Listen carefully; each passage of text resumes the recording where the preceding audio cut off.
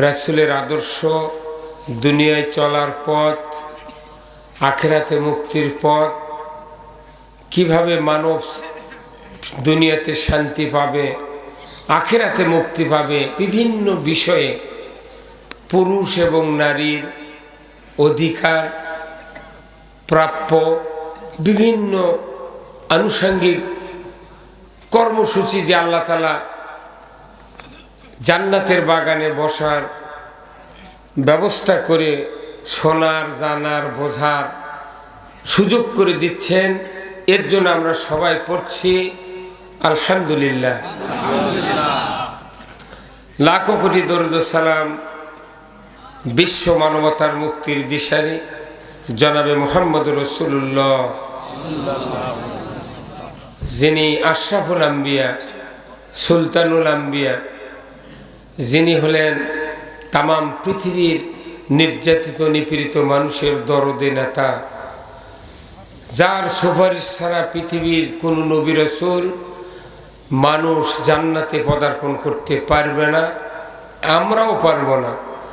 তিনি হলেন সেই নবী যিনি তামাম পৃথিবীর সফল রাষ্ট্রনায়ক।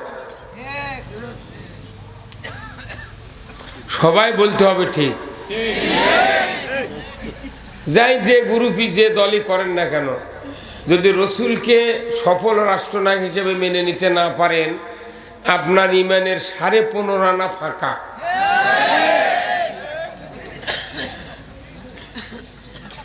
আমার দেশের যদি মিম্বর থেকে শুরু করে প্রধানমন্ত্রী পর্যন্ত শুধু জনপ্রতিনিধি যারা মানুষের ভোটে নির্বাচিত হয়, এই লোকগুলির যদি রসুলকে আদর্শ সফল রাষ্ট্রনায়ক হিসেবে মেনে নিতে পারত, আমার দেশে সুদ চলত না। এই আপনারা জোরে করলেন না? ঠিক। কোন গ্রুপ আপনারা?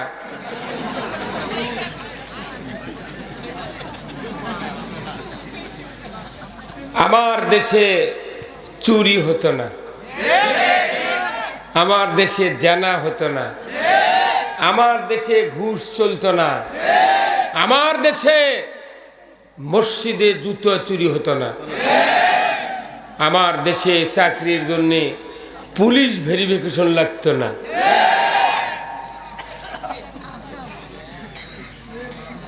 রসুলকে আমরা এখনো আদর্শ নেতা হিসেবে মানি না। যতই রাজনৈতিক দল করেন না কেন, এই দুনিয়াতে 50-60 বছরের দাপট, মরার পর জিরো হয়ে যাবে, জিরো। 4 আনার দাম থাকবে না। এটা আমার কথা না, এটা আল্লাহর কথা। তে সামান্য কয়েক বছরের আনা শান্তির জন্যে ধরাকে সরা জ্ঞান করে আপনি দুনিয়াতে ইসলাম মানবেন না, আল্লাহ রসুলের আদর্শ মানবেন না, তাহলে আপনি মনে করছেন যে বেহেশত পাবেন। আল্লাহ বলছেন রসুলের আদর্শ ছাড়া তুমি জাহান্নাম থেকে বাঁচতে পারবে না। তাহলে রসুলের আদর্শ বাদ দিয়ে আপনি যদি বেহেশত চান, তাহলে অন্য একটা খোদা বানালে লাগবে। না কি করছেন? পারবেন কেউ? তাহলে খামাখা লেখাপড়া শিখে, এই দেশে যত বেশি লেখাপড়া যার, সে তত ইসলাম বিরোধী। ভাই আপনি পাও একদম ঠকাবেন না, আমার অসুবিধা হচ্ছে।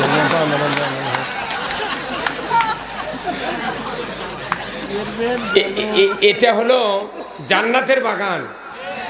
আমি কোনো হো হো করবো না, আপনি 10টা মিনিট আমার কথা শুনবেন। আমি তো এতক্ষণ ধরে অনেক কথা শুনলাম, বক্তা, রাজনৈতিক নেতাকে, মনে হচ্ছে এটি ধুপল তুলে দিয়েছে। কিন্তু একটা মানুষের মুখে একটা কথা শুনলাম না যে কেউ বললো যে ইসলাম বিজয় চাই। ইসলাম বিজয় চাইল না একটা লোক, অথচ রাত 12টা বাজে গেল।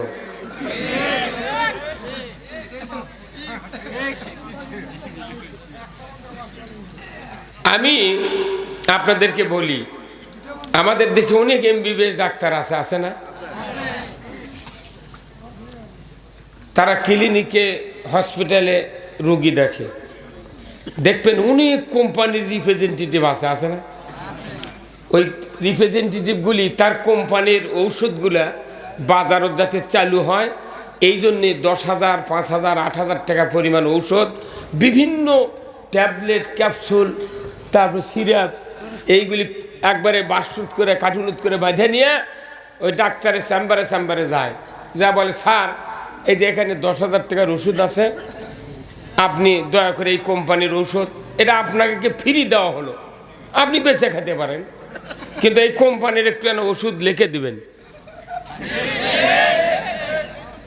রুগী গেল বগুড়া ইবনে সিনার পপুলারে গেল, পরীক্ষা নিরীক্ষা হলো, ওই ডাক্তারগুলি রিপোর্ট দেখে বুঝতে পারছে যে 1 থেকে 2টা ঔষধ হলেই রুগী সারে যাবে,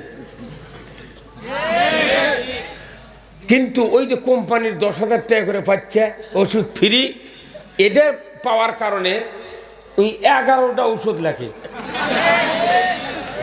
2 ঔষধে 1 ঔষধে বেশি ভালো হয়ে যাবে, 11টা ওষুধ লেগেছে। কোনটা এই ঔষধ যে গরিব মানুষ এমনি চিকিৎসা করার টাকা নেই, একই 11টা ঔষধ লেখে ছেড়ে দিছে, বেচারা জমি বন্ধক থুয়ে হাওলাত করে ছায়া চিন্দে ওষুধ কেনে, কথা ঠিক কিনা? যতই কোটিপতি লোক হোক, যদি দেহের অসুস্থতা দেখা দেয় ওর কোটিপতির মন ভাঙ্গে যায়। এই ঔষধগুলো কিনে খায়, কিন্তু দেখা যায় যতগুলো ঔষধ ডাক্তার লেখে, গমের আটা খাওয়া ভালো, তাই ঔষধ খাওয়া ভালো না। গমের আটা খেলে তার শরীর শক্তি হবে। আমি আপনাদেরকে এটা বুঝাচ্ছি যে আমার বাংলাদেশে প্রায় লক্ষাধিক বক্তা আছে, 1 ট্যাবলেটে বাংলাদেশ ভালো হয়ে যাবে, 1 ট্যাবলেটে। এই 1 ট্যাবলেটের নাম উনি জানে যে এটা দিয়ে বাংলাদেশ ভালো হয়ে যাবে, সেই ট্যাবলেটের বক্তৃতা না দিয়ে উনি হাজার হাজার ট্যাবলেট ছাড়িচ্ছে। হ্যাঁ জোরে কর, যে ট্যাবলেট এই সমাজের 1 তিল পরিমাণ উপকার করবে না, এই ট্যাবলেট জানা বোঝার কোনো প্রয়োজন নেই, কিন্তু বাংলাদেশের ডাক্তারের অবস্থা আর এই বর্তমান বক্তাদের অবস্থা এক। এটা হলো 1 নাম্বার। 2 নাম্বার হলো বাংলাদেশে এত শিক্ষিতর হার বেড়ে গেছে যে পরীক্ষা না দিয়েই পাস, ডিগ্রি পড়লে মাথা ঘোরে। সাধারণ একটা ডিগ্রিধারী লোক, এই প্রভাষক, অধ্যাপক, উপাধ্যক্ষ, প্রিন্সিপাল, শাইখুল হাদিস, আল্লামা, দাওরাই হাদিস, তাফসির, ফিকহ, টিপুল, বিএসসি, এমএসসি, এমএড, হাজারো ডিগ্রি কি, কিন্তু রসুলের সময় একটা 5 পাসের ডিগ্রিধারী কোনো সাহাবী ছিল না, ছিল আক্ষরিক জ্ঞান ছিল না। রসুল ওহী পেয়েছেন, উনি যা শুনেছেন ওটা শুনে মুখস্থ করে শিখে আমল করে অশিক্ষিত লোকদের সমাজকে আল্লাহ রাসূল জবানে বলেছেন খয়রুল কুরুনি কারনি। এই হুজুরা কথা বল না, খয়রুল কুরুনি, আমার যুগই হলো সেরা যুগ। আজকে বলেন তো কোনো নেতা, কোনো ইমাম, কোনো আলিম, কোনো ওলামা একটাবার কি বলতে পারবে খয়রুল কুরুনি কারনি? খুতবার তেলাওয়াত হয় ঠিক, কিন্তু আসলে ওটা মানুষক শুনান হয়, এর বাস্তব কার্যকারী কোনো ব্যবস্থা নাই। কথা কি? তাহলে আমি এই সমাজের যে অবক্ষয়গুলি, এইগুলি মানুষের ব্রেনে যাতে না ধরা পড়ে সেই জন্যই কি কারুকলাম চলেছে আপনি বুঝতে পারতেছেন না। মাদ্রাসা 10 তলা, কথা বল, ভার্সিটি 12 তলা, মসজিদ 3 তলা, খানকা 6 তলা, কথা বল, কিন্তু দেখা যায় ইসলাম নিচতলা।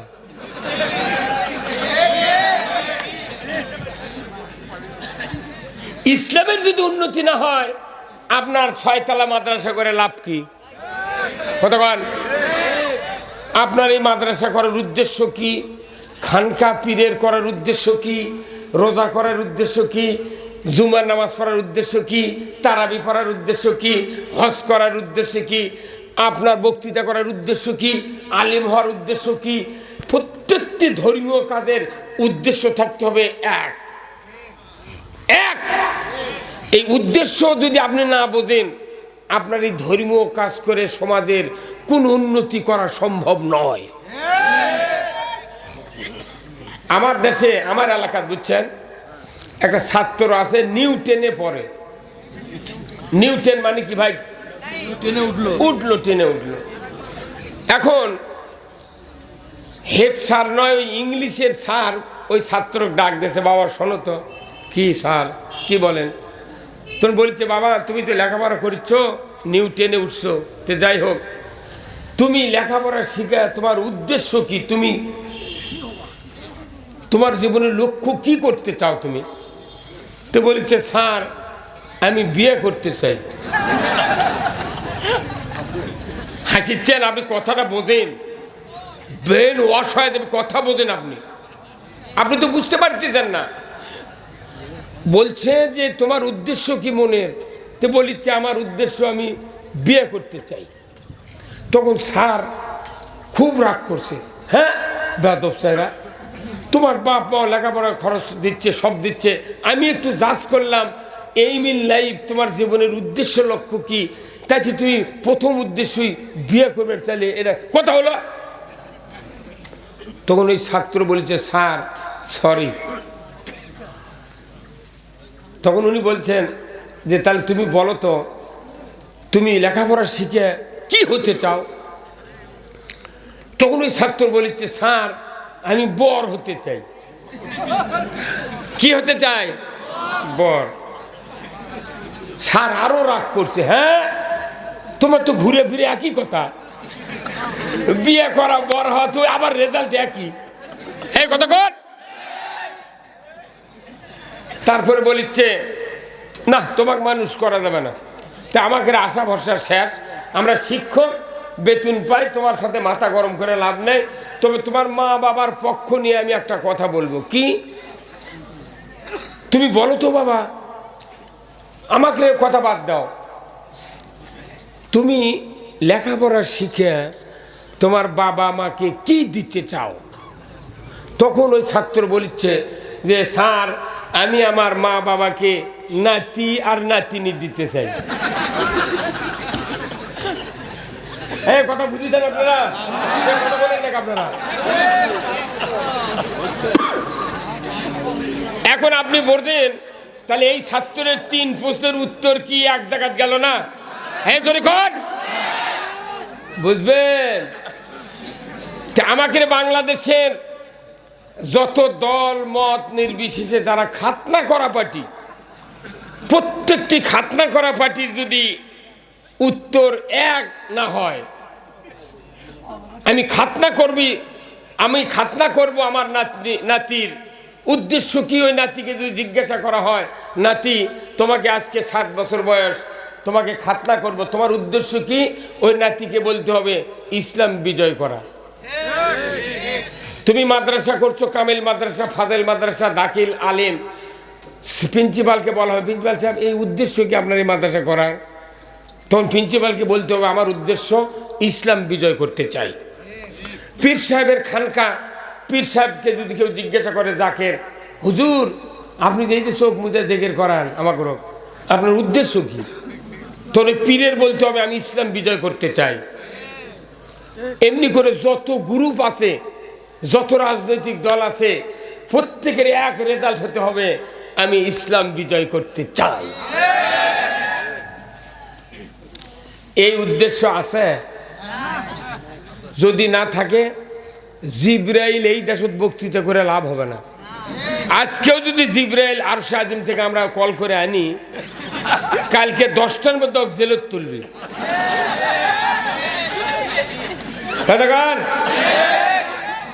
এই হলো বাংলাদেশ। এটি বক্তৃতা করা 4টিখানি মর্দের কাম নয়। ইটি নেতাকে মাথার তেলও দেওয়া লাগবে। আমি দেখেছি আমার বক্তৃতা, আমি গতকালকে প্রোগ্রাম করছি 2টা, 8টার থেকে 10টা বক্তৃতা দিচ্ছি সান্তাহার প্রপারে, রাত 8:15 থেকে 3টা পর্যন্ত বক্তৃতা দিচ্ছি রাজশাহী বাগমারা কামেল মাদ্রাসা। ওখানে আমার টেবিলে কালেকশন হচ্ছে 24,34,000, 3 লক্ষ মানুষ। আমি এখানে আছি, আমি আমার বগুড়াতে মাহফিল নিতে চাই না, কারণ কি যে আমার বগুড়ার সমান এত অজ্ঞ লোক পৃথিবীর নেই, খালি তেলবাজি লোক বেশি, মিশাই তেল মারে। একটা নেতা এলো, করছে আসসালামু আলাইকুম, আজকে আমাদের সামনে তার আত্মীয় হাজির হয়েছেন, অথচ ওর সাথে কোনো সম্পর্কই নেই। তখন এই নেতা শুনে চিন্তা করলো, বাপরে আমাকে ভালোবাসি রে, এটা হচ্ছে তেল মারা। হ্যাঁ, কত কর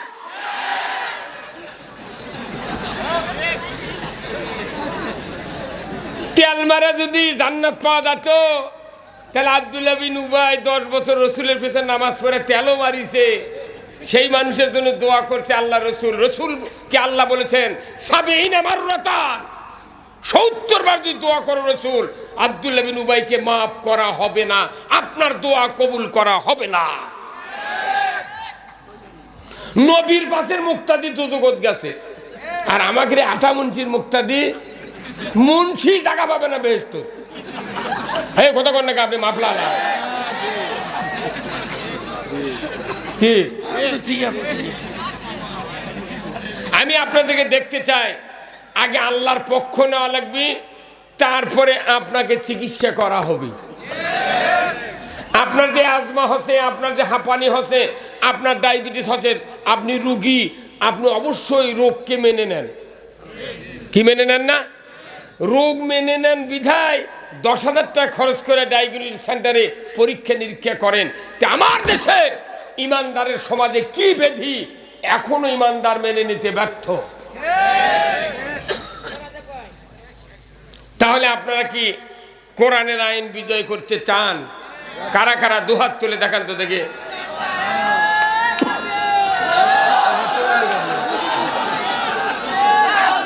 লিল্লাহে তাকবীর, নারায়ে তাকবীর, নারায়ে তাকবীর। আল কোরআনের আলো।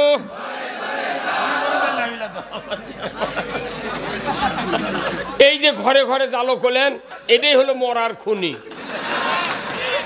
এই কোরআন দিয়ে রাসূলুল্লাহ 10টি বছর 12.5 লক্ষ বর্গমাইল শাসন করেছেন। এই কথাটা যদি মসজিদের ইমামরা যদি প্রত্যেক মসজিদে বুঝাতে পারত, আজকে মাহফিলে একটা মুক্তাদি বলতো না আল কোরআনের আলো, ঘরে ঘরে জালো। ইমামই জানে না কোরআন দিয়ে দেশ চলে। রসুলের যদি 1000 সুন্নাত থাকে, তার 1 নম্বর সুন্নত হলো কোরআন দিয়ে পৃথিবী শাসন করা। আপনার কে বুদ্ধি দিল কোরআন বাদ দিয়ে অন্য কিছু দিয়ে দেশ চালান? ব্রিটিশের আইন দিয়ে দেশ চালা মানে কি? কোরআন দিয়ে আমরা পারতেছি না সমাধান করতে, ব্রিটিশের আইন হাওলাত করো। আপনি জানেন এই কোরআনের সর্বশেষ আয়াত কি? আমার আল্লাহ বলছেন, আল ইয়াউমা আকমালতু লাকুম দীনাকুম ওয়া আতমামতু আলাইকুম নি'মাতি ওয়া রাদিতু লাকুমুল ইসলাম দীনা। এত বড় স্পষ্ট কথা আল্লাহ বলেছেন। এই বাংলাদেশে কত আলেম ওলামা আছে, বিদায় হজের ভাষণ যেদিন রসুল দেন, 1.25 লক্ষ সাহাবী রসুলের সামনে দণ্ডায়মান আরাফাতের ময়দানে। আল্লাহর নবীর উপর ওহী আসলো, জিবরাইল এসে বললেন, ইয়া রাসূলুল্লাহ, সর্বশেষ আয়াত আমি লাউহে মাহফুজ থেকে এনেছি, আপনি গ্রহণ করুন। সাহাবারা দণ্ডায়মান। রসুলকে শুনে দেওয়া হলো, আল ইয়াউমা আকমালতু লাকুম দীনাকুম ওয়া আতমামতু আলাইকুম নি'মাতি ওয়া রাদিতু লাকুমুল ইসলাম দীনা।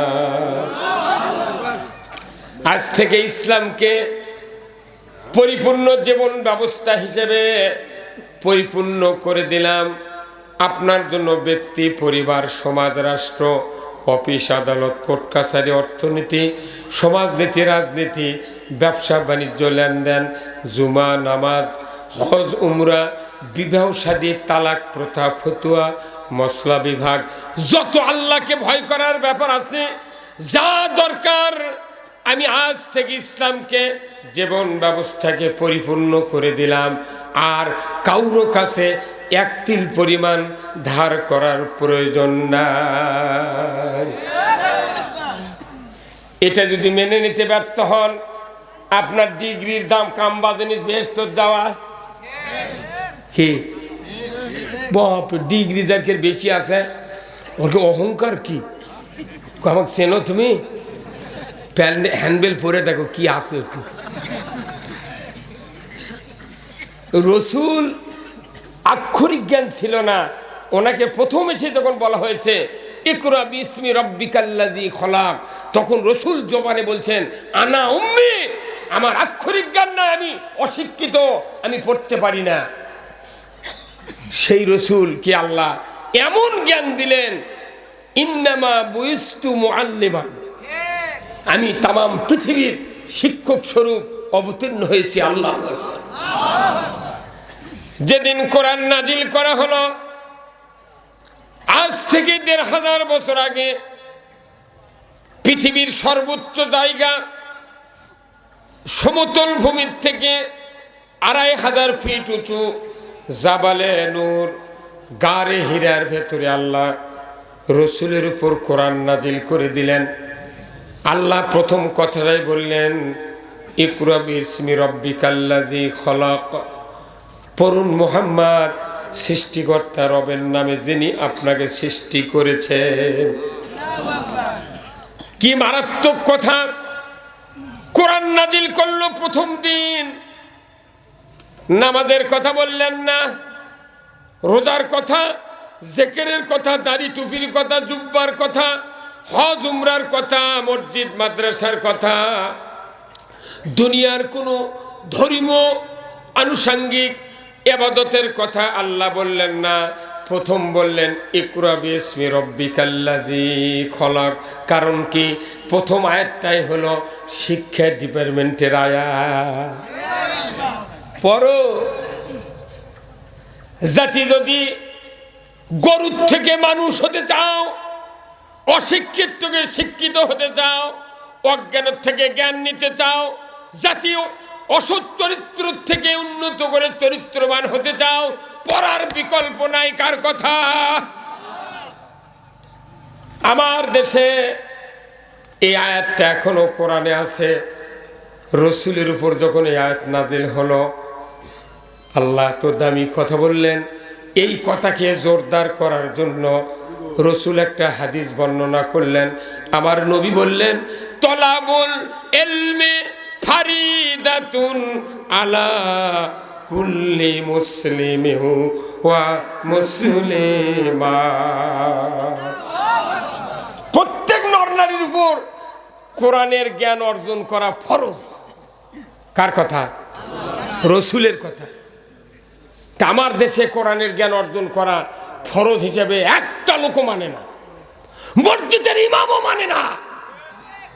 ওই যে 20 বছর আগে কামেল পাস করছে, দাওরা পাস করছে, মসজিদে ইমামতি করে, ওই যা শিখেছে এই জুমাতে একটা, ওই জুমাতে আরেকটা, জায়গায় ডিম ভাজতে উল্টে দেয় ওইভাবে। জীবনে বাড়ি 10 আয়াত পরে শুক্রবার পর্যন্ত 7 দিন সময় পায়, 10টা আয়াত পরে মানুষের পরিবারের ওই হামসার লোকদের চরিত্র, পারিবারিক জীবন, সামাজিক জীবন, রাজনৈতিক জীবন কি হবে এটা বুঝানোর জন্য একটা ইমাম 10-7 দিনের ভেতরে 10টা আয়াত পড়ে না। এই কথা কোন জায়গা? ঠিক ঠিক। বেতন কমের সাথে হচ্ছে না, ওই কথা তারা কয় তারা পাগল।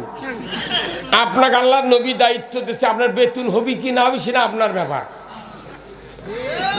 অন্য কাউকে তো বলেনি আল ওলামা ওয়ারাসাতুল আম্বিয়া, নবীর ওয়ারিস তো আর কাউকে বলেনি, আলেমকে বলেছে, আলেমকে দায়িত্ব দেওয়া হয়েছে, আমার অবর্তমানে তোমাকে এই দায়িত্ব পালন করতে হবে।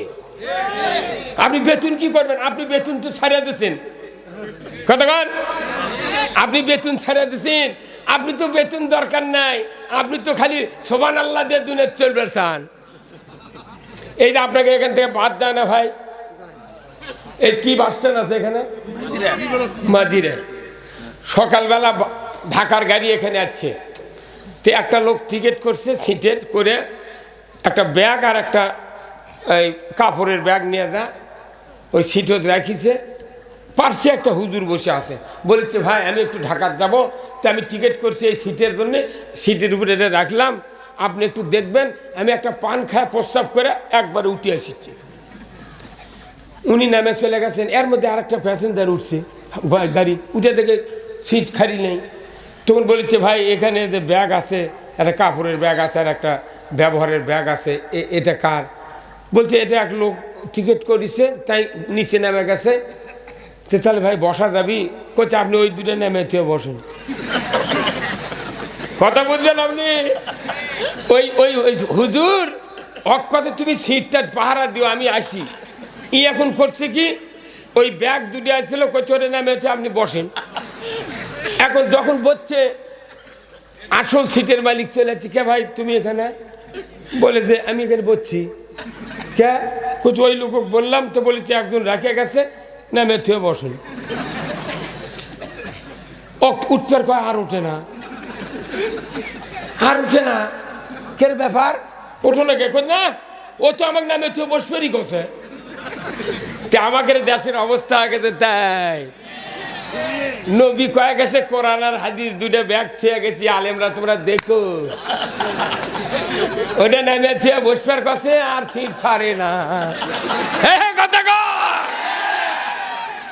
সেই দিন তো মৌলবীর বেতন নাই, মৌলবীর পাওয়ার তুমা খাবে, সেই আইন কোরআনে আছে। আপনি সেই কোরআনে আইন তো করছেন না, আপনি কোরআন যাতে আরো অপদস্থ হয় এই জন্য আপনি বেতন বাড়ানোর লাগিয়েছেন। হ্যাঁ কথা কর, বেদার হলে ভাইরা আমার, আমার আল্লাহ বলছেন কোরআন পড়ো, রসুল বলেছেন কোরআনের জ্ঞান অর্জন করো। কোরআনের জ্ঞান অর্জন করা ফরজ। আমার বাংলাদেশে আমি ৬৮,০০০ গ্রামের ভেতরে ৩টা গ্রাম নিজে সার্ভে করেছি। 3টা গ্রামের সার্ভে করার পর আমি দেখেছি আনুপাতিক হারে বাংলাদেশে 18 কোটি ইমানদারের ভেতরে 7.5 কোটি মানুষ জীবনে কোরআন হাত দেয়া নাড়েনি। 7.5 কোটি মানুষ পড়া তো দূরের কথা,